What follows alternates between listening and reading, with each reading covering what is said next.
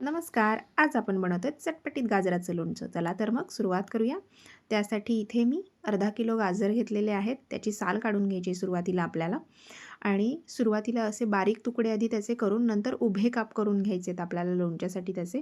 तुम्हाला ज्या आकारात हवेत तुम्ही करून घेऊ शकता, पण साधारण असे काप तुम्ही करून घ्या. स्वच्छ पाण्याने मी त्यांना धुवून घेतलेत आणि एका सुती कापडावर अंथरून आपल्याला ते पूर्ण छान कोरडे करून घ्यायचे आहेत. कुठेही ओलावा त्याला राहता कामा नये. चला तर मग लोणच्यासाठीचा मसाला आपण करून घेतो आहे. त्यासाठी इथे मी घेणार आहे 2 चमचे इतके धणे, 1 चमचा मेथ्या, 1 चमचा मोहरी, 1 चमचा जिरं आणि 2 चमचे इतकी बडीशेप. आणि छान हलक्या मंद आचेवर आपल्याला हे फक्त भाजून घ्यायचं आहे. खूप जास्त भाजायचं नाही आहे. हलकंसं गरम करून घ्यायचं आहे आणि मिक्सरमध्ये याची जाडसर आपल्याला पूड करून घ्यायची आहे. लोणचं आहे अर्थातच तेल आपल्याला जास्त लागणार आहे.